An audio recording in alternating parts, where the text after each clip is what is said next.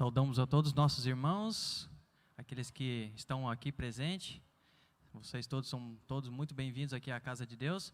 E para vocês que nos assistem através das redes sociais, vocês também são todos bem-vindos. Antes de iniciarmos os louvores aqui à frente, convido você, aqueles que estão aqui, e vocês também que estão em casa, a orarmos ao nosso Deus neste momento. Feche seus olhos e vamos orar.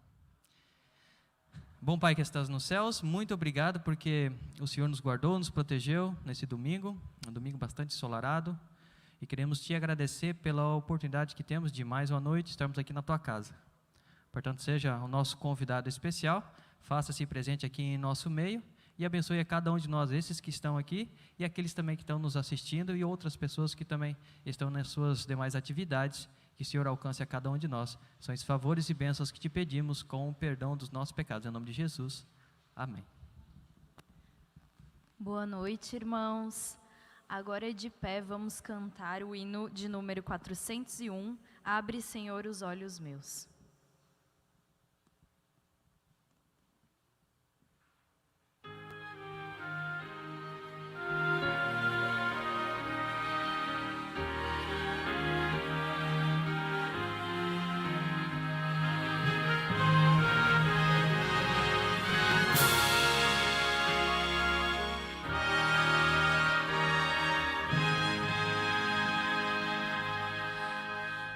Abre, Senhor, os olhos meus ao resplendor da tua luz.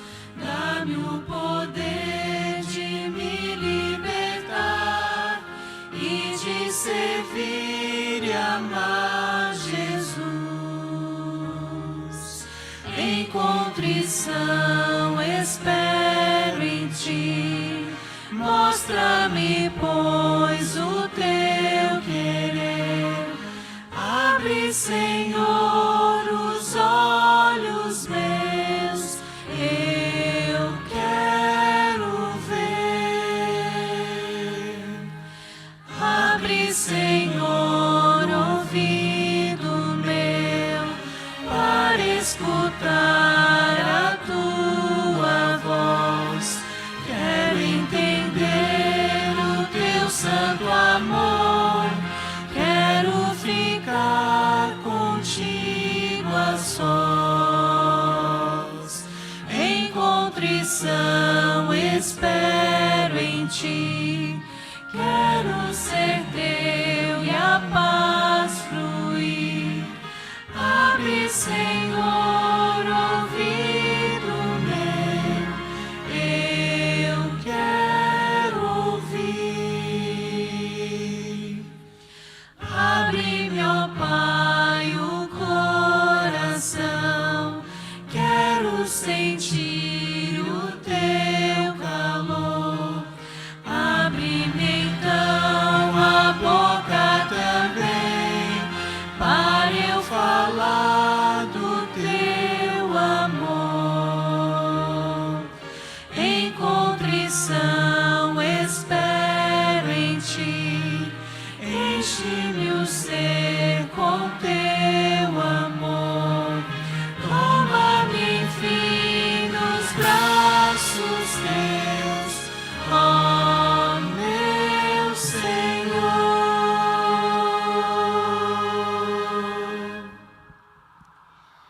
E agora vamos cantar o hino de número 360.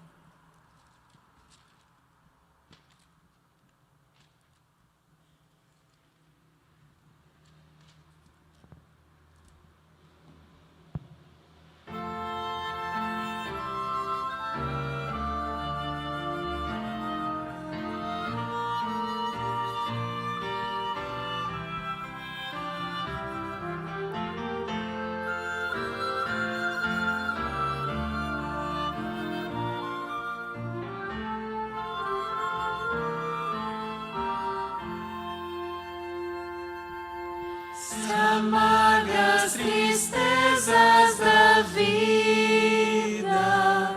curvarem-te a fronte em dor, e vendo a esperança perdida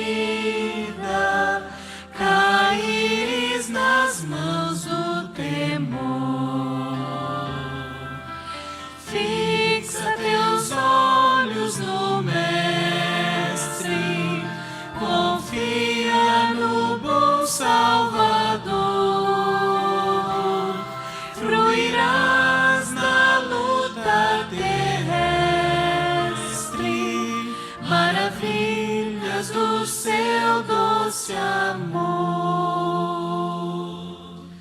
Se as ondas cruéis do oceano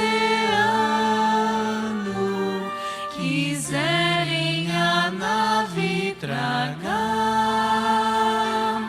e as vagas do mal tão insano fizerem-te a fé vacilar, fixa teus olhos no Mestre, confia no bom Salvador, fruirás na luta terrestre, maravilhas do seu doce amor. Se aflito, sem fé, sem coragem, vagando nas sendas do mal, no mundo seguindo a miragem, não ouves a voz divina. Fixa teus olhos no Mestre, confia no bom Salvador, fruirás na luta terrestre, maravilhas do seu doce amor.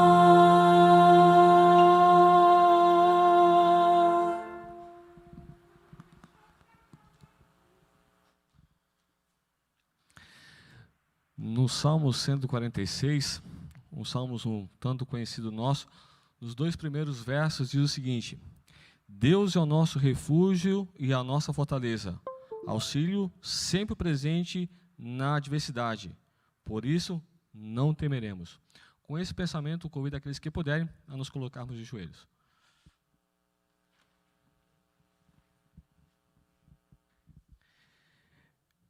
Grandioso e amantíssimo Pai, somos gratos, Senhor, a Ti, já pelos Teus cuidados no primeiro dia da semana. Somos gratos a Ti, Senhor, porque o Senhor sempre está pronto a nos proteger, a nos guardar. E viemos nesse momento, Senhor, pedir as Tuas bênçãos e a Tua proteção para a semana que estaremos iniciando, das nossas atividades, dos nossos trabalhos.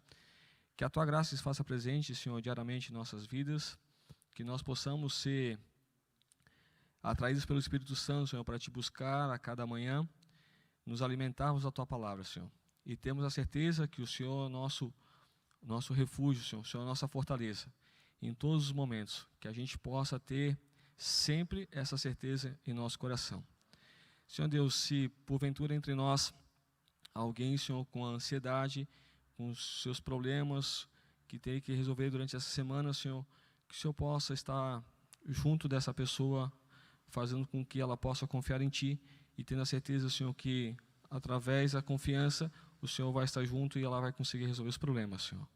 Seja, Senhor, através da mensagem cantada, seja através da mensagem falada, que o Espírito Santo, Senhor, possa estar nos motivando, Senhor, a sempre nós nos perseverarmos nessa fé, Senhor, e aguardar a Tua breve volta. De uma maneira muito especial, Senhor, toma o Teu servo, o pastor Milton, e que ele possa, Senhor, através do Espírito Santo, trazer uma mensagem, Senhor, que nos eleve mais perto de Ti cada vez mais, Senhor. Muito obrigado, Senhor, por tudo, por Jesus. Amém, Senhor.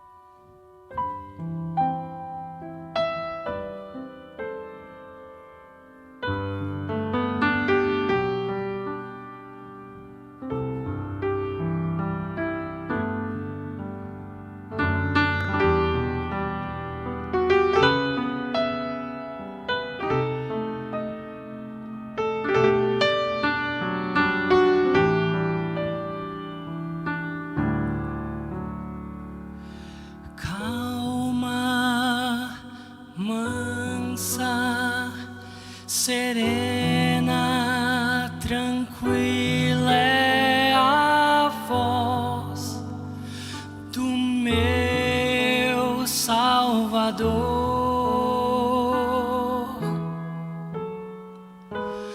Calma, mansa, serena, tranquila é a voz que me chama com amor.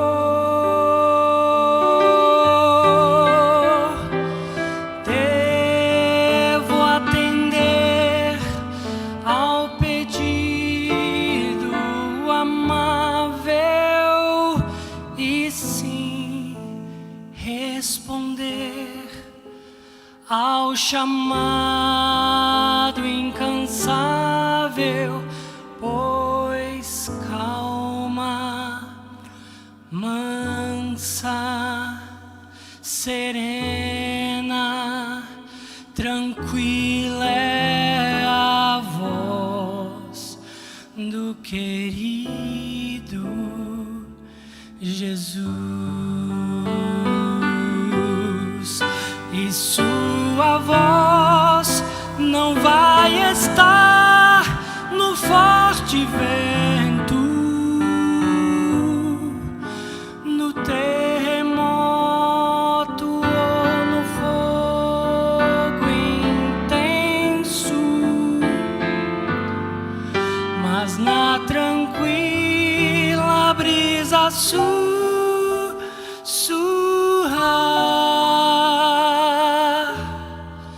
eu sei que ali a voz de Deus está.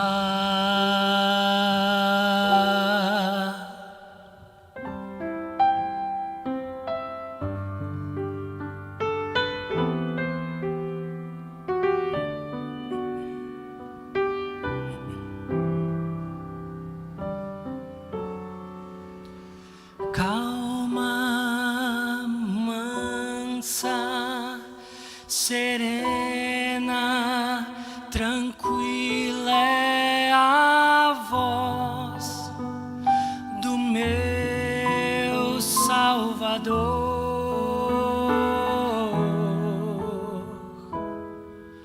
Calma, mansa, serena, tranquila é a voz que me chama com amor.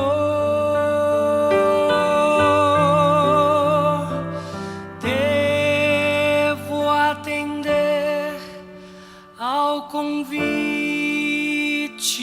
amável e sim responder ao chamado incansável, pois calma, mansa, serena, tranquila é a voz do querido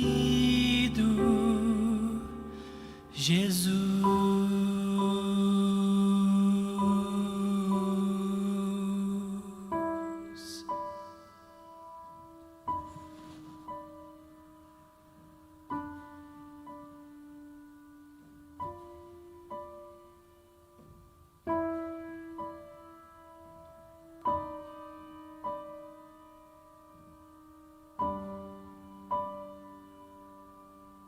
Amém.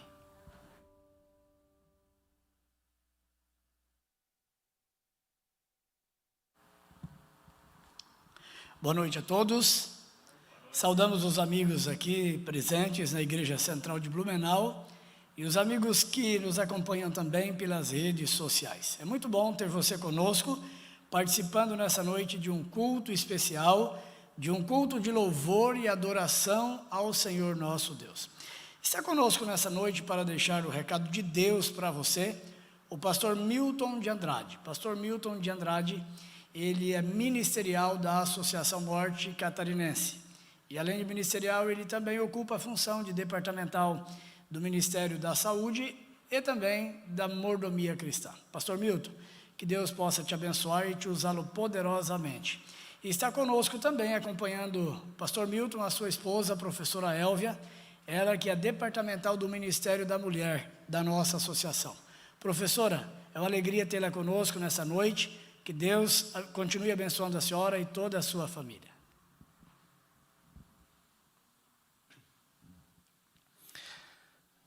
Obrigado, pastor Isaías. Na realidade, o prazer é nosso, o privilégio é nosso. Eu costumo dizer que se a tarefa do pastor fosse só falar da palavra de Deus, seria tão bom, né? E quando a gente tem essa oportunidade, realmente nós nos sentimos felizes, porque é a nossa função, a nossa tarefa. E quando a gente fala de coisas boas, sempre é bom, sempre é bom.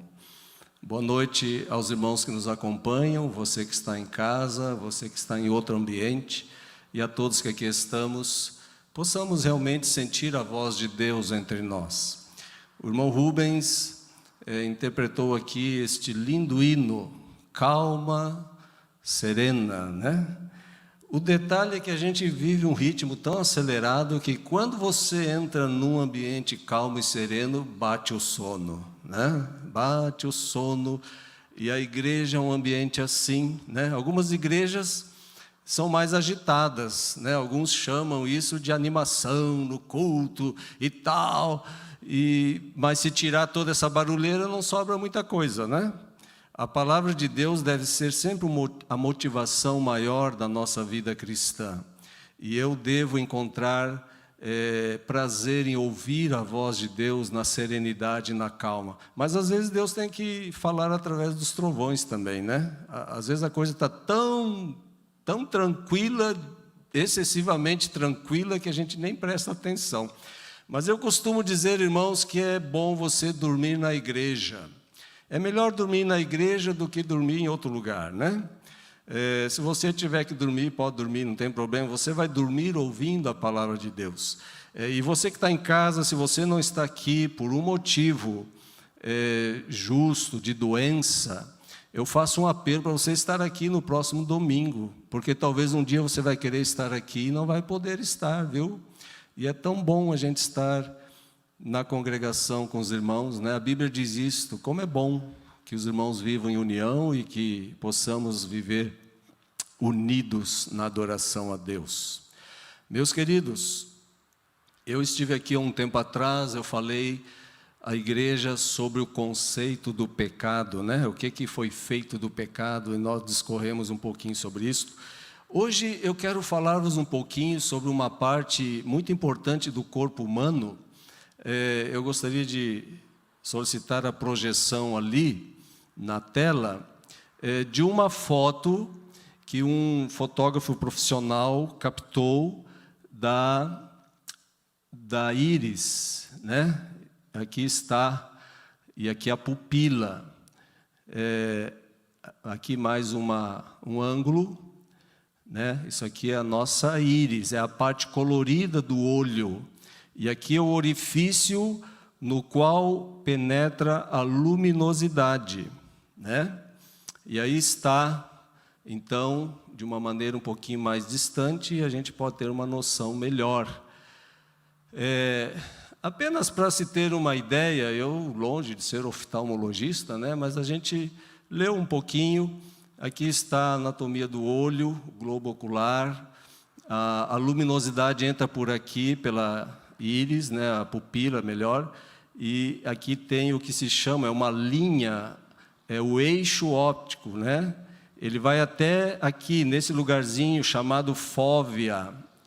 Aqui há conexão com o nervo óptico, que vai para o cérebro.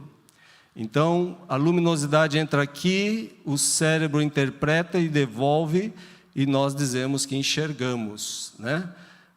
É uma coisa extraordinária. Irmãos, essa engenharia aqui é um desafio muito grande para os evolucionistas, porque isso aqui não tem como sofrer um processo evolucionista. Tem que ter um design um Criador para fazer algo tão perfeito, né, como a vista humana. Aqui é como se você estivesse lá naquele lugarzinho, ó, olhando para fora agora. Você está dentro do olho e você está olhando aqui a pupila, né, a luminosidade através da pupila. E aqui vem o nervo óptico. Então, aqui se encontram, a luminosidade vai para o cérebro e volta com a imagem, né? O olho possui músculos externos. Aqui tem uma visão melhor, né? Esse aqui é o músculo da pálpebra, o levantador da pálpebra, né? Quando a gente ergue a visão assim. Esse aqui é do olho propriamente dito, é o reto superior. Esse aqui para o lado, o reto lateral, né? O reto inferior, quando você olha para baixo. Enfim, que coisa extraordinária a visão humana. Aliás, geralmente nós entendemos que viemos ao mundo por causa de um relacionamento sexual, mas eu quero dizer a você nesta noite que não. E eu estou vendo alguns casais aqui. E eu vou fazer uma pergunta para eles. Como tudo começou? Quem é que olhou primeiro quem? Às vezes a gente nem lembra, né? Porque a coisa às vezes é tão sutil, mas tem uns que lembram bem, né? Em algum momento você olhou. E se esse olhar foi correspondido, aí você um dia nasceu. Simples assim, não é? O olhar. Há um texto na Bíblia, eu gostaria de convidá-los a abrirem a Bíblia, no nosso texto base, que é o de São Mateus, capítulo 6. E ali Jesus, então, ele faz uma aplicação envolvendo o olhar, né? E eu quero convidá-los a lermos juntos, capítulo 6 do Evangelho de Mateus, a partir do verso 19, diz assim: são os olhos, ou melhor, desculpe, não acumuleis para vós outros tesouros sobre a terra, onde a traça e a ferrugem corroem e onde ladrões escavam e roubam, mas ajuntai para vós outros tesouros no céu, onde a traça nem ferrugem corrói e onde ladrões não escavam nem roubam. Porque onde está o teu tesouro, aí estará também o teu coração. São os olhos a lâmpada do corpo. Se os teus olhos forem bons, todo o teu corpo será luminoso. Se, porém, os teus olhos forem maus, todo o teu corpo estará em trevas. Portanto, caso a luz que em ti há sejam trevas, que grandes trevas serão. Ninguém pode servir a dois senhores, porque ou há de aborrecer-se de um e amar ao outro, ou se devotará a um e desprezará o outro. Não podeis servir a Deus e às riquezas. Algumas Bíblias falam mamon, que é um título dado às riquezas, às coisas materiais. Queridos, vamos cuidar dos nossos olhos. É bom você estar atento, porque a visão é uma coisa extraordinária, né? A partir dos 35, 40 anos, normalmente, poucos se livram de um problema chamado presbiopia, que é o que eu também tenho, né? E o que é a presbiopia? A presbiopia, irmãos, é o cansaço, é a elasticidade dessa pecinha aqui, ligamentos, né? Eles são firmados num músculo e a função deles é mover o cristalino para dar um ângulo certo em termos de lente lá para fora. Então, quando esses ligamentos aqui ficam elásticos, né? Frouxos, numa linguagem mais comum, acontece a presbiopia. Por quê? Porque daí o cristalino ele não consegue mover exatamente o espaço que ele deveria mover-se para frente ou para trás, e então você precisa usar o óculos para corrigir esse defeito. No meu caso, de longe eu enxergo bem, né? Se colocar uma nota de 100 lá no cantinho, eu vou enxergar bem. Agora, para ler assim de perto, eu preciso do auxílio da lente, né? Porque senão fica aqueles bichinhos mexendo e correndo para um lado e para o outro. Então, eu preciso cuidar da visão, porque se você correr o risco de perder a visão, você vai ter muitas limitações na vida, né? E isso é muito ruim. As crianças, quanto mais cedo fizerem exames preventivos, melhor. O texto bíblico está falando de algumas coisas interessantes. A primeira, do tesouro. Qual é o teu tesouro? Qual seria a coisa mais importante para você na sua vida? É a própria vida? É a sua saúde? É uma pessoa? É um objeto? É um bem? É uma joia? Você já parou para pensar? Qual é o seu tesouro?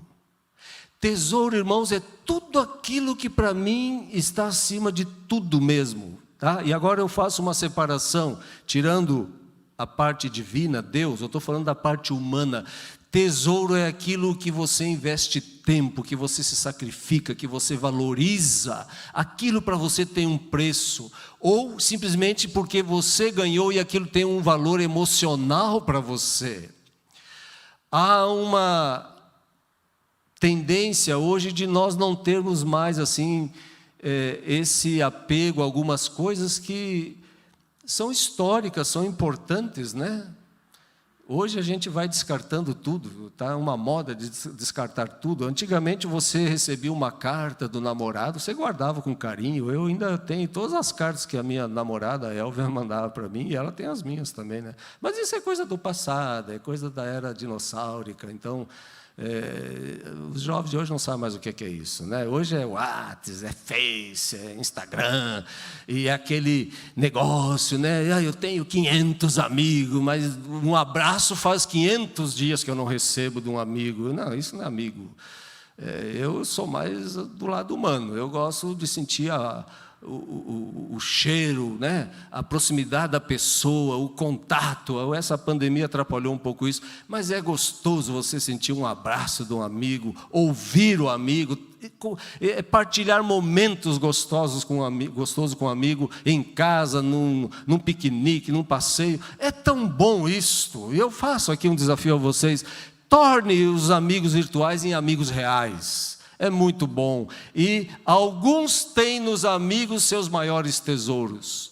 E o tesouro de uma criança, irmãos, é diferente do tesouro de um adulto. O tesouro de um adolescente é diferente do tesouro de um jovem, de um adulto, de um idoso. Cada um tem o seu tesouro. Às vezes, para a criança, um brinquedo é o seu tesouro.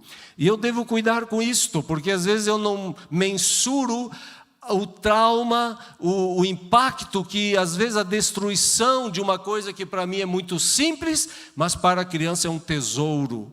E eu tenho que cuidar, eu tenho que exercer um cuidado, né? Aliás, não sei se todos sabem, mas faz parte lá da lei da Maria da Penha, que se o cônjuge, o marido, destruir aquilo que para a mulher é um tesouro, é um bem, é um documento, é uma coisa preciosa para ele, pode ser enquadrado num crime. Sabiam disso? Deve ter alguma coisa para os homens também, né? Essa lei é Maria da Penha, mas ela eu acho que serve para os dois lados, né? Então, meus queridos, Jesus está dizendo: olha, não acumulem tesouros de coisas que na realidade não têm valor, né? E às vezes isso acontece conosco mesmo. A gente às vezes se apega a algumas coisas que não é tesouro, né? Eu tenho um familiar, ele hoje é separado da minha irmã, meu ex-cunhado, mas o tesouro dele era o carro dele. Irmão, se pousasse uma mosca no carro, coitado da mosca, era a morte certa, né? Conheci uma outra pessoa que você quase que tinha que tirar os calçados para entrar dentro do carro. Irmãos, carro é lata, né? Pastor, não, o carro é lata, irmão. Bateu ali, amassou. Se tem dinheiro, conserta. Se não tem, vamos orar a Deus que manda uma bênção para consertar. né? E às vezes brigas, discussões, porque arranhou o carro. Será que é um tesouro um carro? Talvez até possa ser, a gente não pode julgar, mas Jesus está dizendo, filhos, existem coisas mais preciosas para você considerar como tesouro. Uma amizade é um tesouro. A vida de uma pessoa é um tesouro. A alegria proporcionada a uma criança é um tesouro, né? O alimento para uma família é um tesouro. Mas às vezes eu prefiro olhar mais a marca do relógio, né? A marca da roupa. E isso não é tesouro. Caráter é tesouro. E Jesus então ele continua e ele então entra no assunto do olho. No livro de Salmos, no capítulo 94, verso 9, ali diz que foi Deus quem fez o olho. Deus é o criador do olho, né? Lá diz, aquele porventura que criou, que fez o olho não verá, aquele que criou o ouvido não ouvirá. Deus foi quem criou. E essa funcionalidade do sistema óptico, irmãos, é um desafio para os evolucionistas, como eu já falei, pois o sistema é tão complexo que não tem como explicar de que esse sistema surgiu por um acaso, por um processo evolutivo de milhões de anos. Eu devo me inteirar um pouquinho mais sobre isto, mas Jesus fala do olho bom e do olho mau. Existe uma crendice, né? Não sei se os senhores já ouviram, do mal olhado. Alguém aqui já ouviu o mal olhado, o olho gordo, né? O olho gordo, cuidado com o olho gordo. E tem alguns recursos. Por exemplo, se você queimar chifre de boi na porta da frente da sua casa, você não pega olho gordo. E não pega nada, porque o cheiro é tão ruim que todo mundo vai se afastar e qualquer mal olhado também, né?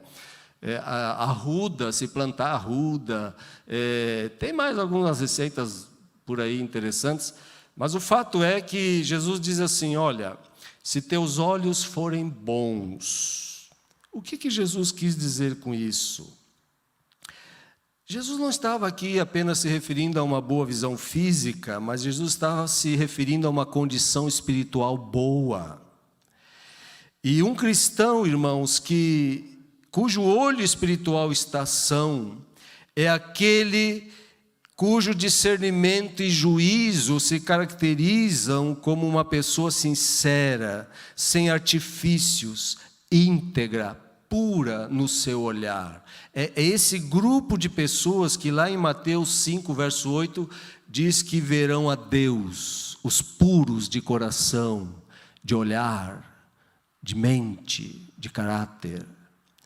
Então, a pessoa com olho bom aqui é aquela que consegue ver as coisas temporais e as coisas eternas de uma maneira verdadeiramente correta, ou seja, ela sabe diferenciar os tipos de tesouros. Uma visão que os pés estão no chão, mas já diz o hino, né? O olho, o olhar, os olhos estão fixos no céu. O problema é que às vezes a gente sofre de uma espécie de estrabismo espiritual. Eu tenho um olho voltado para as coisas terrenas e outro voltado para as coisas celestiais. Isso não dá certo, irmãos. Isso não dá certo.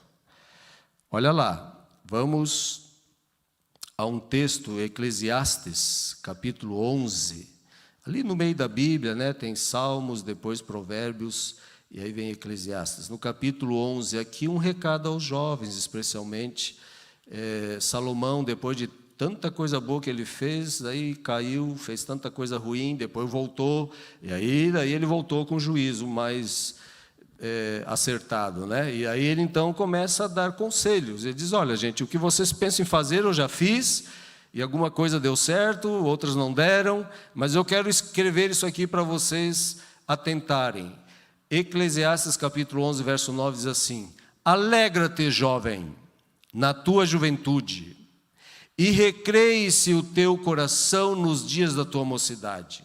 Ele está dizendo em outras palavras, amigos, jovem, faça o que der na telha, faça o que quiser, tá bom? No dia da tua mocidade, tem que aproveitar a juventude. anda pelos caminhos que satisfazem ao teu coração e agradam aos teus olhos. Mas aí ele escreve uma última frase, só assim para dar uma pitadinha de aviso. Sabe, porém, que de todas estas coisas Deus te pedirá contas. Interessante esse conselho. O olho bom, irmãos, é o olhar daquele cristão que, quando vê uma pessoa em pecado, ele se sensibiliza e ele também observa a graça de Deus estendida àquela pessoa. Agora, o olho mau não consegue ver isto. O olho enfermo, em mau estado, significa a pessoa de um olhar maligno, que ela não consegue discernir, ela não consegue ver a beleza da graça, e é um olho assim, cego, que não vê o brilho da generosidade divina. É um olho cego que, infelizmente, não consegue ver aquilo que Deus vê nos seus filhos. É um olho que é cego para o que é verdadeiramente belo, precioso e divino. O olho mau não produz luz, portanto ele está em trevas, as imagens são confusas, ele não consegue ver a vida como uma dádiva divina, se perde por coisas pequenas e carnais, a visão não vai muito longe, é uma visão curta, tornam-se pessoas rançosas, invejosas, encrenqueiras, melindrosas, maldosas e cheias de cólera. Jesus diz, quão grandes trevas, o olho mau. E Jesus conclui o contexto ali, falando de servir a dois senhores. Não se pode servir a duas pessoas cujos caracteres e interesses são diferentes, em termos espirituais. Não. A Bíblia é muito definida nesse aspecto. Lá na primeira carta aos Coríntios, no capítulo 10, no verso 21, Paulo não deixa assim uma terceira opção. Ele diz assim, 1 Coríntios 10, 21, não podeis beber o cálice do Senhor e o cálice dos demônios. Não podeis ser participantes da mesa do Senhor e da mesa dos demônios. Ponto. Então, meus queridos, é por isso que a Bíblia usa termos como caminho largo, caminho estreito, os da direita, os da esquerda, os bodes, as ovelhas, os frios, os quentes, os filhos das trevas, os filhos da luz. É dois.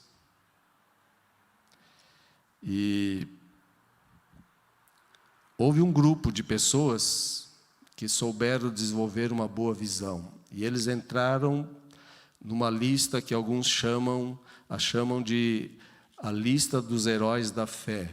Hebreus, capítulo 11, verso 7, diz assim, pela fé, Noé, divinamente instruído acerca de acontecimentos que ainda não se viam, e sendo temente a Deus, aparelhou uma arca para a salvação de sua casa, pela qual condenou o mundo e se tornou herdeiro da justiça que vem da fé. E no verso 27, complementando, diz assim, pela fé, no caso Moisés, abandonou o Egito, não ficando amedrontado com a cólera do rei, antes permaneceu firme como quem vê aquele que é invisível.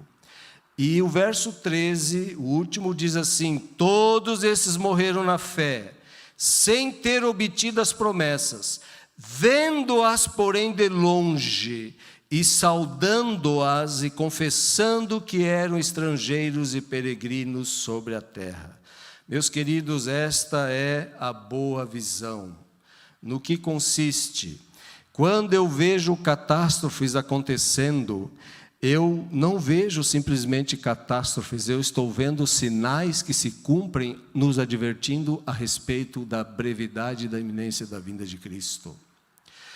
Quando eu vejo, meus queridos irmãos, recursos abundantes, eu não vejo recursos abundantes, eu vejo bênçãos a serem repartidas.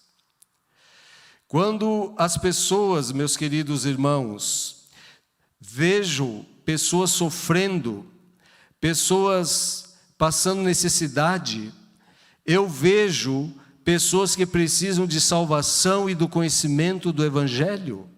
A boa visão, ela me motiva à ação, a pregar, a curar, a repartir, a ensinar, a perdoar, a amar.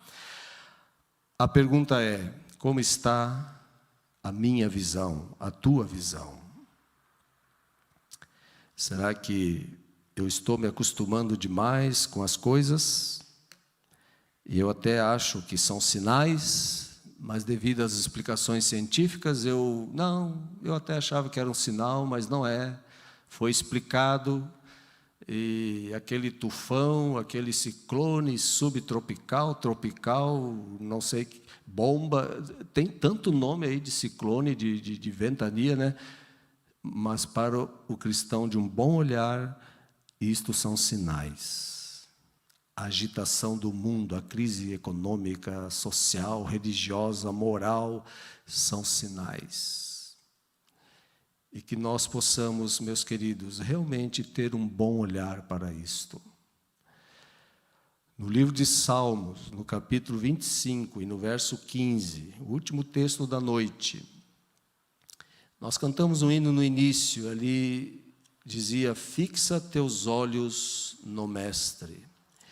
E este salmo, ele também vem enfatizando esta necessidade que nós devemos ter como cristãos para termos segurança. Salmo 25, verso 15, diz assim: os meus olhos se elevam continuamente ao Senhor, pois Ele me tirará os pés do laço. Portanto, queridos, mal olhado e uma visão boa é uma questão de condição espiritual, não uma crendice popular. É preciso diagnosticar os nossos olhos para ver se são bons ou maus. E não se pode ter o olho mau e ser cheio do Espírito Santo ao mesmo tempo.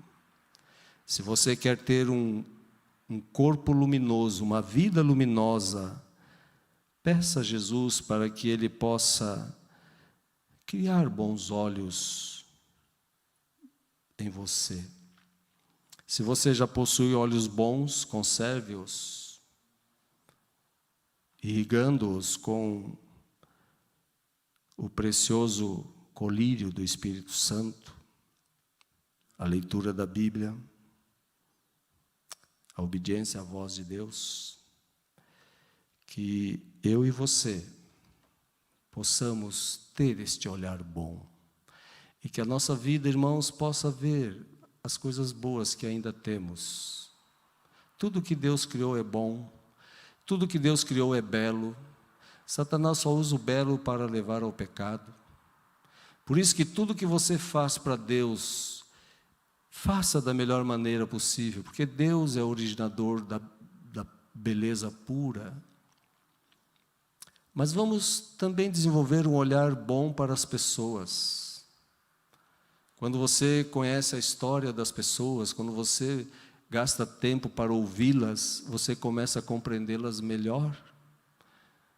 E às vezes a gente não tem tempo, né? E às vezes a gente vai maquiando, né? No digital, tudo é bonito, as palavras são maravilhosas.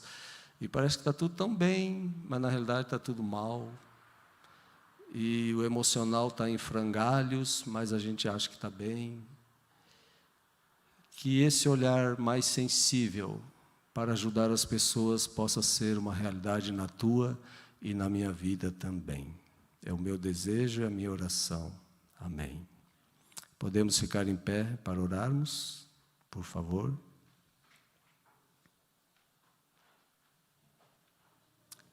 Nós vamos ter uma mensagem Então tá bom, desculpa, irmãos. Vamos desfrutar da mensagem e depois, então, faremos a oração final. Por favor, irmão Rubens.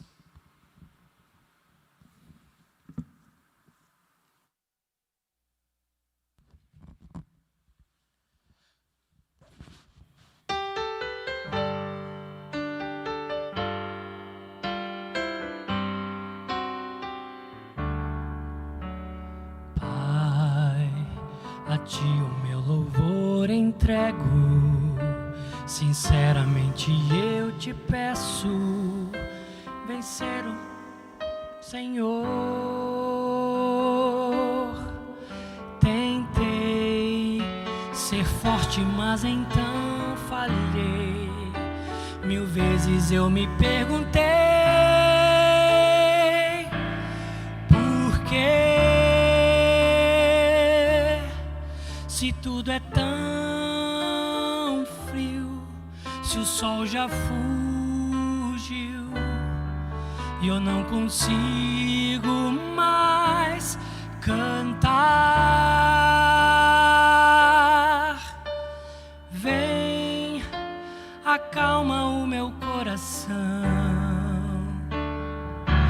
Eu hoje escolhi louvar teu nome, pois eu sei o Deus que tu és. Ainda está escuro, mas eu sigo pela fé. Eu hoje escolhi louvar teu nome, porque esse é o teu querer. O teu amor é vida, essa vida eu quero ter.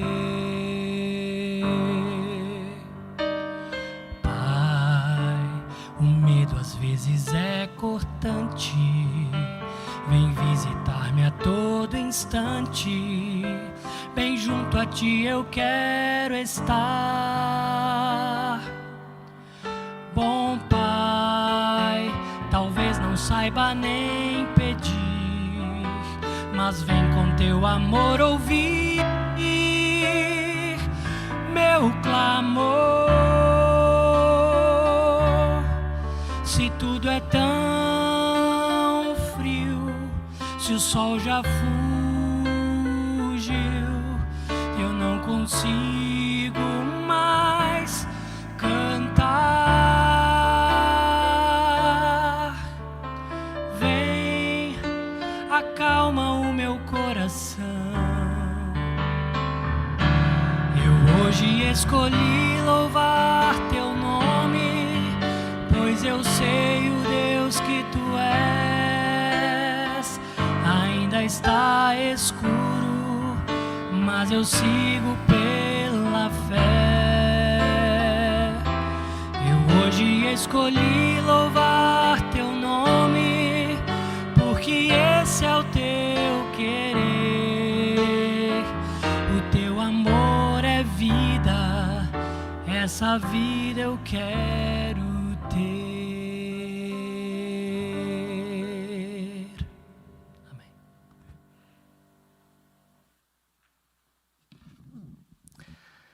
Oremos.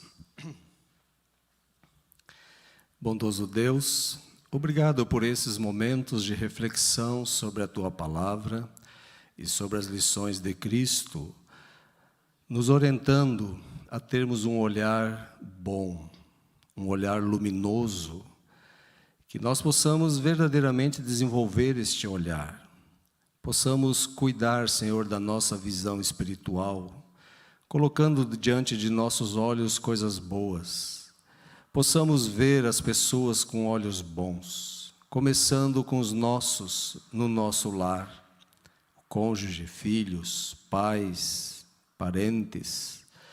Possamos, Pai, olhar com bons olhos nossos colegas de trabalho, de aula, de lazer, que o Senhor nos auxilie no desenvolvimento deste olhar e, para tanto, nos dê força e vontade para lermos a Tua Palavra, meditarmos na vida de Cristo e nele nos espelharmos para termos o bom olhar. possamos desenvolver o olhar da fé, o olhar que nos projeta para o lar celestial, o olhar que vê naquilo que acontece em nosso mundo sinais que nos advertem da brevidade do teu retorno a esta terra. Senhor, estamos diante de uma nova semana, que o Senhor nos abençoe, a cada um que aqui está, bem como os que estão nos assistindo através das redes sociais também. Abençoe os lares aqui representados, abençoe e proteja as nossas crianças, os nossos jovens, adolescentes, juvenis. Pai, esteja com os demais de idade, queira fortalecê-los dia a dia na sua jornada. Despede-nos com alegria no coração, com a paz do nosso perdão sobre os nossos pecados e com ânimo e disposição para a semana. Honrar e glorificar o teu nome através do nosso testemunho é o que eu te peço e te agradeço nos méritos e em nome de Jesus Cristo. Amém, Senhor Deus. Amém. Queridos, uma boa semana a todos, com a proteção e a bênção de Deus nas diferentes atividades. E a gente se vê por aí, quem sabe numa outra oportunidade, será um prazer estar com os irmãos também. Que Deus abençoe a todos.